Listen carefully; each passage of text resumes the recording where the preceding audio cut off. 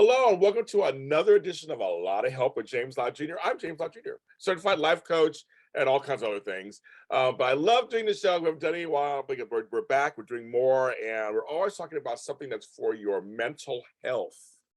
This person was on last year. She was on the episode for self-awareness in a relationship. That's what we talked about last time. And I have a story for her, so I'm going to save that for a little later. But she has, first of all, she's a behavioral relationship expert with a BA and Master's in Psychology, and you're working on a PhD. So, okay, girl, that doctor thing in there. She also she hosts a Facebook, YouTube live series called Overcoming Insecure Attachment. I didn't realize that, so I'm good to know. I have to watch one day. But she's talking about, are you in a breadcrumb relationship? Let's talk about what that is. Help me welcome my friend, Tracy Crossley. Hi, Tracy. Hello, how are you? Welcome back. Okay, here's the story for you. There's no coincidences, just how life works. 2 weeks ago, I was in Santa Rosa, California, which is in Northern California, for those who don't know that. We were in Mendocino County. It's beautiful, overcast, because LA has been so hot. So I was in nice, beautiful, overcast on the northern coast, pelicans flying outside my window, to officiate a wedding of my two good friends, Andrew and Teresa. And so we were up there, and one of the people who's a friend of mine, I haven't seen in a while, her name is Cindy. She came to goes, James, you do so many podcasts, so much stuff. I don't really listen. I'm so proud of you. I'm like, I've known her for like 20 some years. So we know her a long time. Mm-hmm. She goes, I listened to one podcast. Her name was Tracy Crossley. I go, yeah, I had her on my show last year. And she's the one, the Tracy's is I as they say, I S you not. I won't cuss on you. I will S you not. She said, I listened to a podcast. It changed my life. Wow. She said, Really? and she got married right after that. It really solidified for her. Her husband's super, and I met her, he's super sweet. Yeah. Like she said, just the whole thing about self-awareness in your relationship helped her really shore up that this guy was for her. Wow. Just want to say, it's just very interesting. I love it. That was the one podcast of my 10,000 we heard. And then 2 weeks later, hi, it was like Tracy Crossley on your show. I'm like, of course I'm on your show, man. That's great. But again, it goes back to, and I say this to everybody, I do these shows, and if one person gets it, you know what I mean? Like I do. We win. Yeah. If someone gets it, it really affects their life, affects change. So as I tell you that story, how does it make you feel? It makes me feel great. That's so exciting. I mean, that's so funny. Out of all of the episodes, that's the one she listened to. But yeah, it just shows you how the universe works. I mean, I just feel like things just work how they work. And it just happens to be one of those things that I'm just happy to be a part of. Yeah. I know you like. I mean, that's really cool. Well, I know you like me when we put out information for people to digest or ingest, right, or what they want to do, and so it's up to them. Now, wait a minute. Now I'm seeing you have a book out too. Yeah, this is my book, Overcoming Insecure Attachment. Yes. Okay. Well, when did it come out? It came out October 26th, so it's been out for a little, almost 3 weeks. No, 3 weeks today. Yeah. And it's I don't know how it's doing, because I don't know. I got to hear from my publisher, who's going to tell me, yeah, it's good or it's not good. But I'm trying to get it out there as much as I can, because I really made a how-to book on insecure attachment.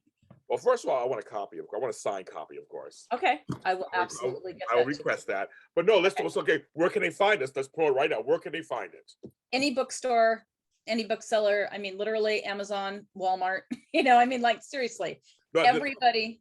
Yeah, Target, Barnes and Noble. Okay. I mean, it's just, if you put a search in, you'll find it everywhere.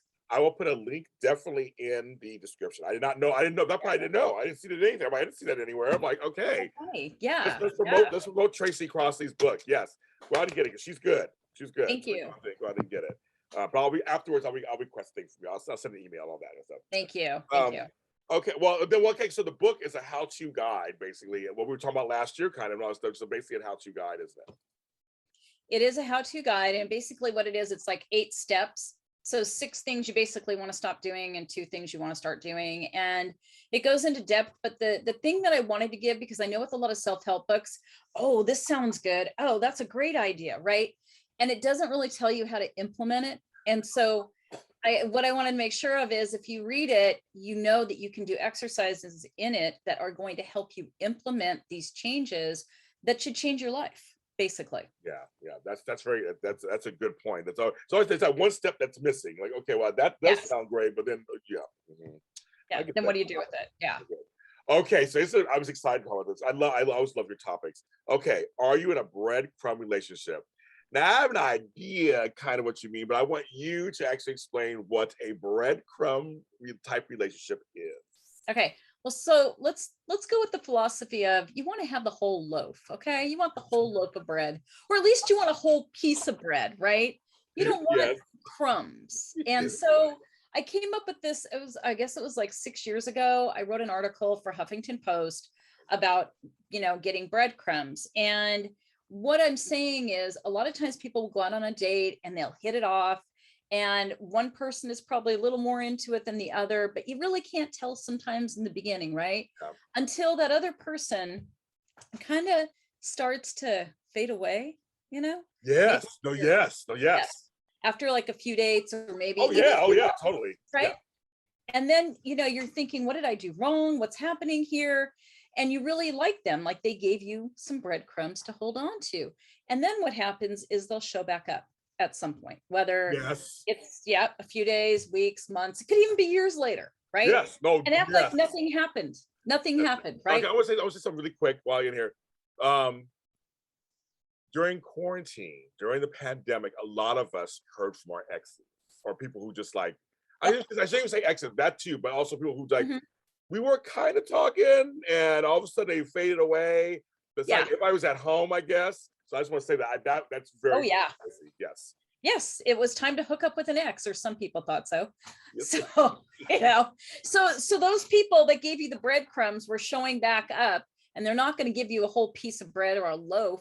They're going to just keep doing the same thing. And what happens is it's like you're always collecting breadcrumbs, trying to make a piece of toast or make a loaf of bread or something. And all they do is they do the same thing each time. They'll just show back up. Oh, hey, how are you? Let's, see each other. And then you do, and then they disappear. So it's like there's this constant yo-yo, and you're just surviving on breadcrumbs. And who the hell can live on breadcrumbs? I know I can't, girl. I know I can't. I know I need a slice of bread is what I need. But so here's the thing. So, okay, so then the number one question I'm gonna ask you that I always wonder is like, when should you realize you're getting breadcrumbs? You should probably realize it in the beginning. So if you're really paying attention, and most people aren't, okay? Unfortunately, most people are so paying attention to the other person, they're not noticing their own feelings. Yes. Or they're ignoring the anxiety that they have. A lot of times when you have anxiety, when you first start dating somebody and you're afraid they're going to not like you or they're going to walk away, it tells you two things. One, you have a lack of self-value because you are focused on them and your fear is about losing them rather than what kind of connection am I having here? What's going on here, right? And the other thing is you're so focused on that you're going to feel anxiety, because anytime you fear losing something and you're holding on tight, then you got to look at it and go, what am I holding on to? I'm still getting to know this person. I don't even know this person yet, but I'm going to act like they're going to be my new husband or my new wife when I've known them for an hour and a half or something, or even if you know them a few months. It's the point of we live in a fantasy, and you can always tell because you start fantasizing, oh, this is my future bride or groom, and you're just getting to know them. So those are signs that you're probably in deeper than that person is. Because I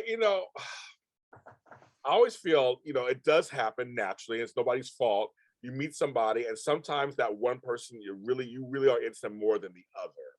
And so you want to move faster than the other. So you want to do it. So that does happen sometimes. But I feel like this is something else. It's also kind of something else. You both enter this agreement to be on an app or meet for a date or whatever, and then a person starts to slowly back out for whatever reason, like whatever's going on with them. But you're like, hold on. But they're gonna call. I swear, they texted me 4 days ago, but I'm sure they're going, and then they do text you. So what do you say? Okay. So this is what I want to ask. So this is fascinating to me because it's so timely. So, okay, it's hot and heavy in the beginning. And meaning you're texting every day for like 3 or 4 days. You're talking all day long. I've had a few of those where you're just texting all day long. It's like, well, this is good. I'm getting to know you. You're getting to know me. This is great. But all of a sudden, it's silent for 3 days. Right. When they text back that 4th or 5th day, my question is that then what should we do about that? I mean, how does that work? Well, you got to look at number one, is that a connection you want with somebody? You cannot try and dress it up or make it into something different, like, oh, maybe they'll get to know me more and they'll be more consistent. Or maybe they'll fall more in love with me. We have this kind of fantasy bullshit. Oops, sorry. I know there's no That's right. Hey, one comes out. That's right. That's bullshit. That's right. Okay. Okay. So what we're doing is we're deluding ourselves, because if you look at the face value and you look at the deeper value, this person is showing you in reality what they're willing to do. They're showing you they're not going to be consistent because there's no consistency. You don't need to wait around and wait for them to get consistent, because they're not going to get consistent. They're not going to progress the relationship any farther, because they're showing you, this is what I do. I pull away because I get fearful, even though they would never know it's fear that's causing it, but it is fear. So I pull away because I'm fearful, because I'm starting to feel kind of feelings. Maybe I might be responsible for your feelings. A lot of people that have these tendencies feel responsible already for someone else, because they feel they're going to disappoint them in some way. Whatever their stuff is, it's their stuff. And you, as the recipient, don't make excuses for it. Because a lot of times you'll go, oh, well, they're busy. Yes. Or You're speaking. Oh my goodness. We do that, Tracy. We do that. We give people outs, don't we? Yes, we do. And then because we think if we don't, we sound like we're crazy or we're possessive, or, there's something wrong. And it's like, no, people that are in secure, happy relationships don't do this. They come in, they're not, they say, I want a relationship, and their actions match it. People that say they want a relationship and their actions don't, believe their actions. That's you're right. Well, I just because some people fear, they think, I've heard this actually from people, but I don't want to seem like I'm a hard ass and I'm just like being cold-hearted. I mean, maybe they had a hard week at work and they just couldn't get together. And I keep saying to people, I keep saying to people, you'll make time if you're interested. Right. I feel like I always say, do you go to the bathroom? Do you brush your teeth? Do you wash? Right. Like, do you go shopping? Like, do you go to the store and buy clothes? Like, you'll make time. Yeah, people can be really busy. Yeah, people can be busy. But if you like somebody and you're into them, so okay. So is there such thing as kind of liking somebody? Okay, so kind of liking somebody really doesn't make any sense. And Thank you. Okay, there you go. Thank you. Yeah. Okay. Sure. It doesn't make any sense, because that means it's a you problem. It's still a you problem, because you're not really open or available, but you're open enough to go, oh, this person, you know what? I had some laughs. I think there's kind of a connection, but I don't want to step too far in, because I don't want to be engulfed. I don't want to be overwhelmed. I don't want to feel like they're going to control me, because they're so afraid they'll get in a relationship and someone else is going to control them. Because what will happen is they know they're going to become anxious. They're going to feel out of control. They don't want to need somebody. And I'm not saying we should need somebody, but it's all of these things that go through their head. And so it isn't even the person, like it isn't you as the recipient that's the issue. It's them. But your issue is saying yes to this stuff. You say something that's very important. Okay, a lot of times it's not about you. It's happening to you. So you feel like it's about you and it's affecting you, but it literally, how do we get people, and that's a whole other show, but in just brief ways, how can we get people to look at situations broader and seeing that it's not really about you? It's to stop making, it's like when you start to make excuses for somebody, just know that it's not you. Okay. But here's the problem. When you have your own insecurities, which most people have insecurities, especially around dating, right? Yeah. So your insecurities are triggered when someone's acting that way, because you're so focused on them. You have to take the focus off of them and bring it back to you. And one of the hardest things to do, I think, for most people that are outwardly focused, is to bring it in. It's, how am I feeling? Why don't I take care of my feelings and stop worrying about what this other person is doing or not doing? They are secondary. They're not priority. I'm a priority.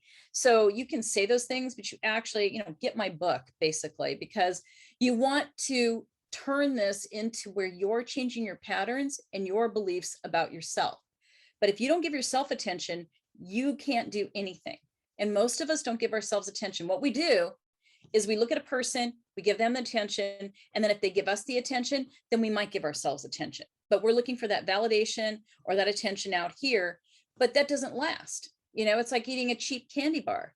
The attention you can give to yourself, it's like you're eating your whole chocolate cake. Like, you have to learn to really give yourself that attention because you matter. And if you don't give yourself attention, how do you expect other people to give you attention? And that's what we were talking about last time. That's kind of the whole thing, the self-awareness, giving yourself, you know, showing up for yourself, looking out for yourself. We tend not to do that. Isn't that crazy? Right. We It don't, is. but I think some folks think they are, but they're Mhm. not. They think they're looking out for themselves. They're trying, I'm protecting my heart. And I'm like, no, you're still thinking about the other Ugh, person. I know exactly. yeah, Exactly. I'm like, I don't like that either. But I feel like yeah, people think that they are. I know. Yeah, protecting never works. You get hurt anyway. Right. Plus, here's the other thing. You create a self-fulfilling prophecy when you do that. Every time you protect yourself, you are dooming the relationship to be either dysfunctional if it continues or to just be over. That's Yeah. what you're doing. You're never going to get close. Emotional intimacy is necessary in a healthy relationship. That's not emotional intimacy. That's also being a victim because you're giving away your power to the other person, right? You're giving away the control. If I'm just protecting myself, what am I doing? Think about it. People protect themselves when they feel victimized. Yeah. So And that's another tough one too, Tracy, because people again think, well, it's all things are always being done to me. mhm, I'd overcome that myself. Speaking of overcoming insecure and stuff, I'd overcome that in my 30s. I realized, oh no, it's not being done to me. I'm allowing it to happen to me. right.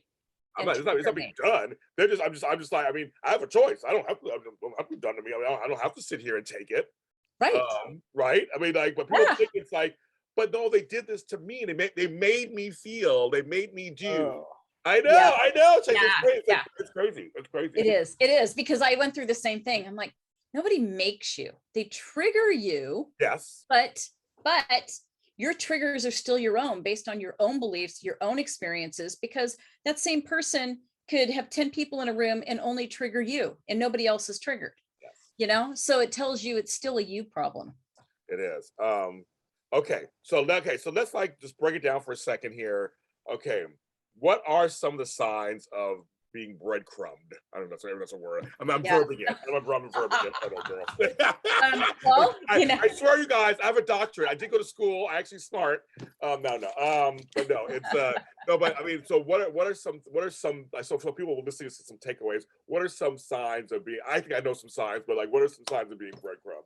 okay. So the top one, which I mentioned earlier, is actually a big one. There's no consistency. Yes. Oh, Yes. The person, their words and actions don't match. yeah. I'm going to see you on Friday. Friday comes around, you still haven't heard from them. Hey, guess what? Oh, Right? No consistency and no words and actions matching. No excuses. Do not take the excuses. If you do take the excuses, you're already attached to a fantasy about that person. So the other thing you can do is be in reality and don't delude yourself. Don't tell yourself a story or listen to their story and make it better. Because you know what? You're ignoring that icky feeling inside when you do. oh, you said that's another hot one where we do that too. Where I mean, God, yeah, she knows. Tracy knows what she's talking about because like she's like hitting home. Yes, I know that one too, where you take someone's story and you embellish it to make it sound like, well, I totally understand where they're coming from, and it must be this, and what if this is happening to them? And like, well, how do you know all that? Like, you don't know, but I mean, what if it's just that they're not calling you back on time? They changed their mind to meet you. Like, why? Why can't it just be that simple? They said that to you, but you're thinking, well, they worked all week, their feet must hurt. You know, like, I mean, like we don't know. I mean, But here's it. You know what's funny about what you just said too? Nobody really stops and thinks, what about me? I've worked all week. I'm see, tired, you know, but I can go out with this person. So take a look when you say that. It feels crappy because you're disappointed, but deal with the disappointment now rather than saving it for later by making up a story so you don't really have to feel the disappointment now. That's what you're doing is you're saving it for later. ooh, interesting, right? Yeah, no, people, yeah, again, You're making this great story for this person. You're forgiving them. You're giving them the outs. Meanwhile, you're deep down, you're upset. You're sad. You're like, I got ready for this date. I mean, I made sure that my time was set aside. You're right. It's like I Uh-huh. did all this stuff too. You're like, I need to honor that I did do all this stuff Yeah. for this date. So why couldn't they? Exactly. Why couldn't they? And that's where you have to look at you. That's what I mean. Like people disconnect from themselves and they don't consider themselves important. And then they wonder why they're like, oh, nobody pays attention to my boundaries. And it's like, because you're not even paying attention to your own boundaries. If you're saying you want to be treated with love and respect and you don't treat yourself with love and respect, then other people won't. And it's not because they're being jerks. It's because human beings we're smart, but we're also animals, right? We can sense things. And when we get it intuitively, just by observing somebody, it's like if somebody says to me, treat me with love and respect, and then I watch them disrespect themselves, or I watch them not love themselves, or they allow me to treat them that way, okay, then I'm knowing their boundaries are nothing. And it's not that I even say it to myself. It's just that it's one of those human instinct things. Yeah. And so you have to look at, if I want that, these are hard things to do if you're not doing it. Hard things to do Oh to yeah. love yourself and respect yourself. Oh my gosh. Yes, no, yes. And that's the thing I say all the time to people. Looking inward is the hardest thing. You think it'd be the easiest thing. It's like, well, I'm looking at myself. No, no, Right. no. We make our own facades and fans about ourselves too to get us through the day. And it's like, no, you got to do the work. I did the hard work in my 40s, my late 30s, late 40s, did the hard work with a great therapist. There's nothing wrong with therapy, folks. Nothing wrong with therapy. Right. Let's get that shame out the way. There's no shame in there. And then I started going, oh, and actually I feel freer. I actually feel Mhm. freer because I know who I am. I know what my triggers are. We all have triggers. I know what my boundaries are. I mean, I really do. I mean, I'm much more well-rounded than I was 10 years ago, 15 years ago. I mean, because I had to look inward and go, oh, James, you do this, James. That's what you're a people pleaser. Got it. You do that. Like I had to really look at it, live with it, sit with it, and then accept it, forgive it, and move on. Right. And I think that most people don't understand that we actually make it more complicated than it is, because you're basically needing to undo your conditioning from when you were a child, because that's where your beliefs develop, your patterns, your stories, your rules. A lot of us don't realize we have rules, and I'll just give you this one example because this is a great tool. Okay. So if you ever listen to your self-talk, listen for words that say do, don't, can, can't, should, shouldn't, words that have those will, won't, could, couldn't. Okay. If you hear that in your head, pay attention to the sentence. That's a rule. I can't do that. Okay. Whatever that is. That is a rule that belongs to some belief you have about the world and yourself. So you want to pay attention and you want to catch that, because you want to change it, break the rule. I can do that, especially when it comes to your negative beliefs. Like if you have a negative belief that says I'm alone, okay, and really negative beliefs aren't negative, they're survival beliefs. They're physiologically what we do to survive, except it comes out as a negative. And so unfortunately, like things like I'm alone, or I'm ugly, or I'm different, or I'm weird, or I'm unlovable, all those kind of statements Yes. and beliefs are always I am statements. Just so you hear those in your head, those are beliefs too. But anyway, so those rules keep it in place. And then you have a story on top of it. And the story is always like, let's say I can't date guys that are 3'2". Okay. Let's just say it's something like that. Right. All right. So, and I have a belief that probably says I'm alone. So how am I going to keep I'm alone alive? Well, I can't date. So you've already made a rule that's taking out part of the population, right? Okay. And then it goes because. Well, what's the because? Well, because when I dated a guy who's 3'2" before he dumped me. Okay. So that's a story, right? Yep. So you have a rule and a story. So you have to ask, is your story true? Or maybe you could say, I don't know if the story's true. Right there, you're opening another door that you have closed. Okay.